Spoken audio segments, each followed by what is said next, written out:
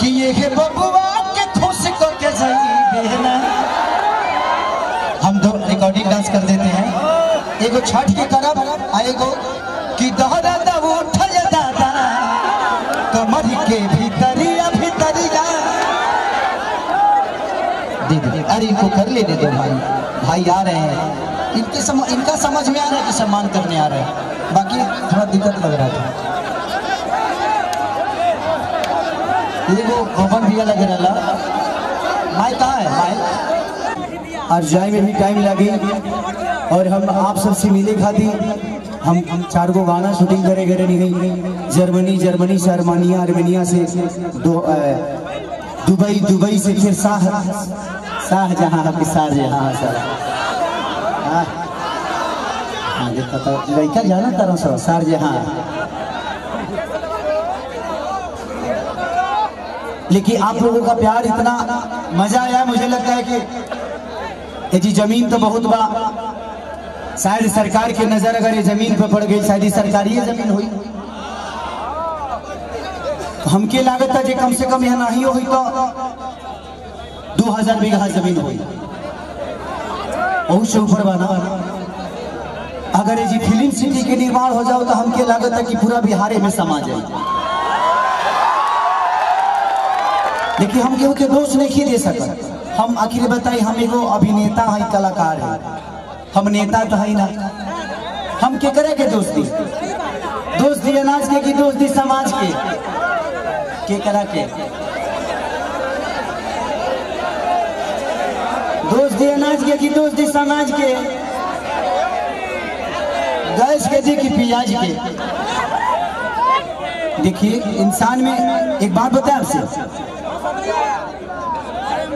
वो ट्रेन गलत नहीं होती है जो लेट होती है, वो सवारी गलत होती है जो उसमें सफर करती है। हमें अपने आप को समझना तो पड़ेगा ना। हम अपने बच्चों की भविष्य तय नहीं कर सकते। हमें अधिकार तो मिलता है तो कम से कम हम उस अधिकार के साथ हम अपने ऐसे इंसान को चुने जिससे हमारा भला हो सके। आज अगर यहाँ फिल्म सिटी बन जाए तो मुझे लगता है कि खेसारी लाल यादव यूपी में शूट करने जाते हैं, वहाँ पे कम से कम 60 से 70 लाख रुपया भैया प्रोड्यूसर और डायरेक्टर यूपी सरकार को दे के आता है। वहाँ कम से कम 300 लोगों को रोजी मिलेगा, रोज कलाकार हो जी पैदा होले, रोज कलाकार काम करेले। लेकिन बिहार सरकार के कोनो चिंता नहीं है।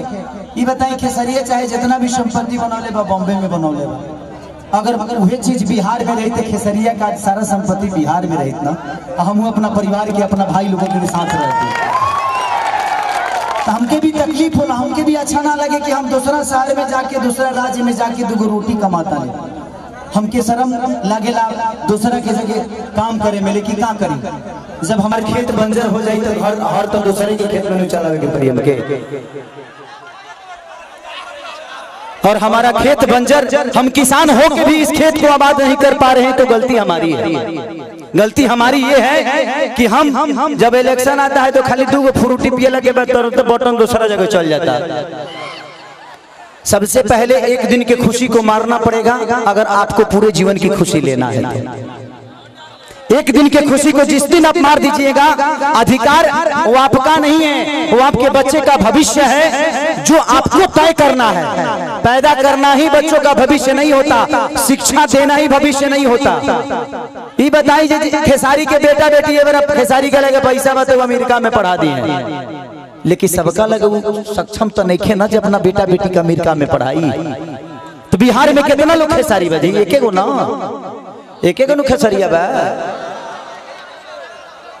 ये बताइए आज भी हमारे बिहार के नेता हैं, यूपी के नेता हैं, सबके अपने बच्चे कोई अमेरिका में पढ़ता है, कोई लंदन में पढ़ता है, कोई मॉरिशस में पढ़ता है। किसी किसान का बेटा कहाँ पढ़ने जाता है क्योंकि उसकी क्षमता नहीं है। क्योंकि इन लोगों ने अगर यहीं पे स्कूल दिया होता तो इनके भी बच्चे यहीं पे शिक्षित हो जाते। लेकिन इन्होंने जब अपने बच्चे का भविष्य तय नहीं किया तो हमारे बच्चों का भविष्य तय कहाँ से कर पाएंगे। अब ये बताइए कि यूट्यूब पर डाल दी तो लोग कहिए खेसरिया राजनेता हो गए। अब हम अपन दुखों ना कह सकिले। अच्छा हम नाजायज बोलते हैं चाचा। अभी बताइए खेसरिया जब अपना खातिर हॉस्पिटल नहीं बनवले तब गांव भर के इलाज कहाँ से कराई। तो जब ये हमारे नेता अपना इलाज कराने के लिए एम्स में जाते हैं, हमारे नेता अपना इलाज कराने के लिए बॉम्बे जाते हैं, विदेश जाते हैं, तो ये बताइए जब ये अपने इलाज के लिए अस्पताल नहीं खुलवाए तो हमारे इलाज के लिए कहां से खुलवा पाएंगे। मेरी उम्र आज 28 से 30 वर्ष की हो गई। 30 वर्ष से हो सकता है 5 वर्ष बाद मुझे होश आ गया होगा। 25 वर्ष से तो ऐसा ही देख रहा हूँ कि हमारा बिहार में बदलाव कुछ नहीं हुआ है। दारू बंद हुआ है तो वो मिलिए रहा है। इसमें दोष हम सरकार को नहीं देंगे, क्योंकि हमारे पास रोजी नहीं है। हम अपनी रोजी ढूंढते हैं, वो चाहे हमें नशा में मिले या बुराई करके मिले या किसी का मर्डर करके मिले। हमारे पास अगर रोजी होती, हमारे पास काम होता, हमारे पास किसी का विश्वास होता, तो शायद आज हम भी बेकार नहीं होते। किसी फैक्ट्री में अपने ही जिला में, अपने ही गृह जिला में, अपने ही घर में काम करते। तो जब इंसान बेकार होता है तो वो गलत काम करता है। तो गलत काम तभी होता है जब इंसान फुर्सत में होला। एक गलत काम हो तारा टाइम ना मिले, सही बताओ, तार गेहूं के दवरी आई तो तू दूसरे के टिकोड़ा तुरे जीवो, तू अपन गेहूं दई बना।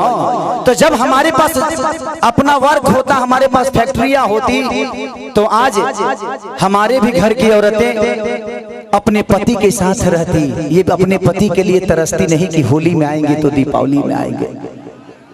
आज हम अपने बच्चों के साथ होली मनाते, दीपावली मनाते।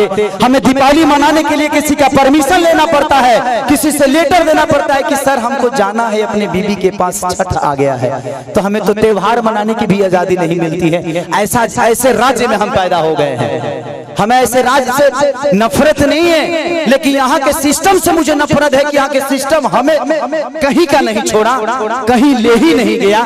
इनका एक ही काम है कि जब बाढ़ आई ना, इलेक्शन के बाद हमें लो रोज मिली। अगर इलेक्शन बा जहाँ बाढ़ आई कि चिवड़ा खाद खाद पेट मॉल हो जाए, खूब खाए बर चिवड़ा। लेकिन यही इलेक्शन बीतते ही एक भी आदमी, हाँ, जो आपके दर्दों को समझता है। मैं किसी राजनेता पे उंगली नहीं उठा रहा हूँ, मैं सिस्टम पे बात कर रहा हूँ। मुझे दुख होता है ऐसे देख के। इस जमीन को देखा तो मैं अपने अखिलेश बाबा से बोल रहा था एक बात कि बाबा इतनी अच्छी जमीनें हैं, ऐसे ही जगह पे हम शूट करने जाते हैं तो वहाँ फिल्म सिटी बन गया है। यही जंगल मुझे मिलती है मैं जब शूटिंग करने जाता हूँ, तो इससे कुछ वीआईपी नहीं मिलता है, लेकिन हमें वहां मिलता है क्योंकि वहां के सिस्टम ने उस जगह को बनाया है। व्यवस्था तो हमनी के बनावे के परी। साल अच्छा 5 साल में एक बार मौका मिला, वो करो में हमनी के फ्रूटी बाघा जाइले से तो कहां से व्यवस्था के दे दी। हमें अपने आप को बदलना पड़ेगा। आपको बदलने के लिए आपको अपने आप को बदलना पड़ेगा, तब सिस्टम बदलेगा। क्योंकि सिस्टम चलाने वाले आप हैं, आप उनको अधिकार देते हैं सिस्टम चलाने के लिए। तारा पैसा से फॉर्च्यूनर पर खेसारी लाल चढ़ेले। खेसारी के कल से सुनल बंद कर देवे। खेसारी के औकात नजर आ जाए कि खेसारी तो कितना बड़ा स्टार हुआ। मैं अपनी बातें कर रहा हूँ। तो जब खेसारी लाल यादव की औकात आपके हाथों में है, मेरा भविष्य आपने तय किया है। एक दूध बेचने वाले बेटा, एक लिट्टी बेचने वाले बेटा स्टार आपने बनाया ना। मेरे पिताजी कभी मेरा सिनेमा नहीं देखते हैं, लेकिन आप लोग अपने बेटा के लिए अपना हाथ तक फाड़ लेते हो। तो मेरे बाप से बढ़ के आप सब होते हो, इसीलिए मैं हमेशा आप सबसे प्यार करता हूँ। मैंने अपनी जगह पहचानी। रास्ते खत्म नहीं होते हैं, जहां खत्म होते हैं वहीं से एक दूसरा रास्ता बनता है। वो आपको चुनना है कि आप जाना कहां चाहते हो। ये पत्थर भी विश्वास क्यों जगा देता है। हम राम को क्यों पूछते हैं यार?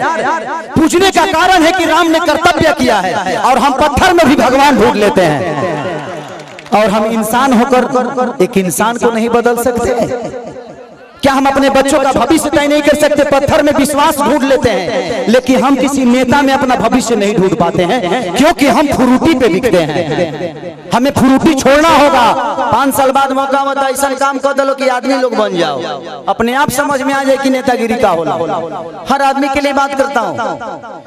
मैं देखा तो मुझे दुख हुआ कि इतने सारे जमीन के बावजूद मैं किसी सरकार पे उंगली नहीं उठा रहा हूं, लेकिन मैं बातें बोलता हूं कि अगर मेरी बातें YouTube के माध्यम से कहीं ना कहीं तो चलिए जाए, हम जानते नहीं।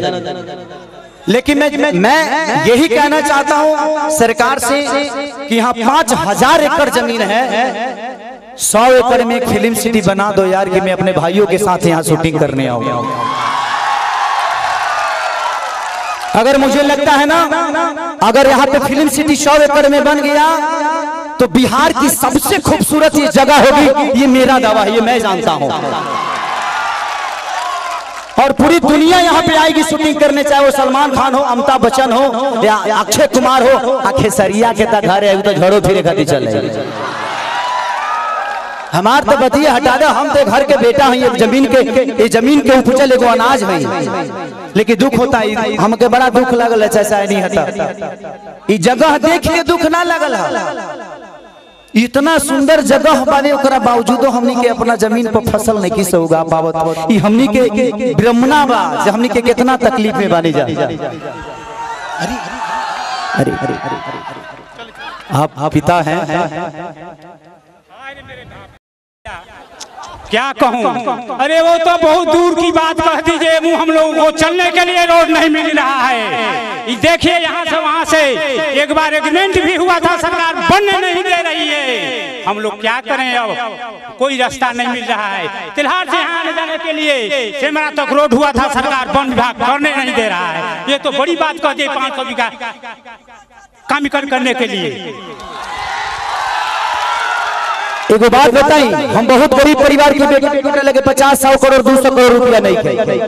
लेकिन भगवान अगर हमके बहुत बड़ा जहिया बना दी है ना, हम वादा करते नहीं। हम इसे वादा करके देखिए, हम नेता ना है, हमके वोट नहीं खेले बेके और वो लोग बिना सिर बदे दिले हमारे खातिर बहुत बात।